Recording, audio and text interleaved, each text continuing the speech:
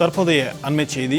Madurai ITI மாணவன் கொலை வழக்கில் குற்றவாளிகளை கைது செய்ய கோரி நரசிங்க சாலையில் அமர்ந்து உறவினர்கள் சாலை மறியல் போராட்டத்தில் ஈடுபட்டுக் கொண்டிருக்கின்றனர். அண்மை செய்தியாக நாம் பார்த்து கொண்டிருக்கிறோம்.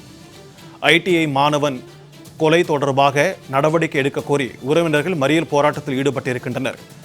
இந்த கொலை வழக்கு தொடர்பாக மதுரை மாவட்ட நீதிமன்றத்தில் ராமர், அபினேஷ் ஆகிய இருவர் சரணடைந்திருக்கின்றனர். ஐடிஐ மாணவன் கொலை வழக்கில் குற்றவாளிகளை கைது செய்ய கோரி நரசிங்க சாலையில் அமர்ந்து உறவினர்கள் மறியல் போராட்டத்தில் ஈடுபட்டுக் கொண்டிருக்கின்றனர். இது தொடர்பான கூடுதல் விவரங்களோடு நம்முடன் மதுரையிலிருந்து இணைகிறார் செய்தியாளர் சல்மான். வணக்கம் சல்மான், தற்போது நடைபெற்று வரும் இந்த சாலை மறியல் போராட்டம் குறித்த கூடுதல் விவரங்கள்.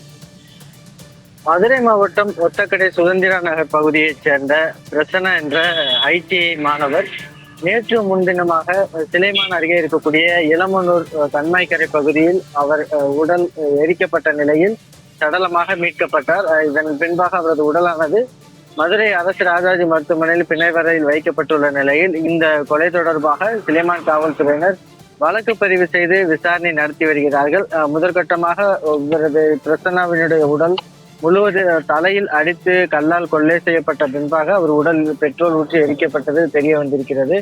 இதனை தொடர்ந்தாக தான் அவருடைய அடையாளங்கள், அதாவது அவர் அணிந்திருந்த சட்டை மற்றும் அவர் கை விரல்கள் 6 விரல்கள் இருந்ததன் அடிப்படையில் தான் அவருடைய அடையாளம் பிரச்சனை என்பது தெரிய வந்தது. இதனை அடுத்தாக பெற்றோர் ஒத்தக்கடை காவல்துறையில் தேடி வந்த நிலையில் தான் இதுபோன்று அவர் உயிரிழந்திருப்பதும் தெரிய வந்தது. இதை அடுத்தாக சிலைமான் காவல் நிலையத்தில் பெற்றோர் அளித்த புகாரின் கீழ் காவல்துறையினர் வழக்கு பதிவு செய்து விசாரணை நடத்தி வரும் நிலையில்தான் ஏற்கனவே இந்த கொலை சம்பவத்தில் உடனடியாக குற்றவாளிகளை கைது செய்ய வேண்டும். நேற்று மதியம் அரசு ராஜாஜி மற்றும் முன்பாக போராட்டத்தை நடத்தினார்கள். இந்த நிலையில் தற்பொழுது இந்த திருமூகூர் பகுதியை ஒட்டி இருக்கக்கூடிய பகுதியில் சாலை மறியல் போராட்டம் மற்றும் ஆர்ப்பாட்டத்தில் ஈடுபட்டு வருகிறார்கள். ஐடிஐ மாணவர் பிரசன்னா கொலை வழக்கு தொடர்பாக இதனிடையே மதுரை மாவட்ட நீதிமன்றத்தில் ராமர், அவருடன் பயின்ற ராமர் என்ற மாணவரும் அதே போன்று அபினேஷ் என்ற இருவருமே சரண்டர் ஆகியிருக்கிறார்கள். இதனிடையே தான் இந்த கொலை வழக்கு தொடர்பாக மேலும் ஒரு நபர் தேடப்படுவதாக தெரியப்படுகிறது.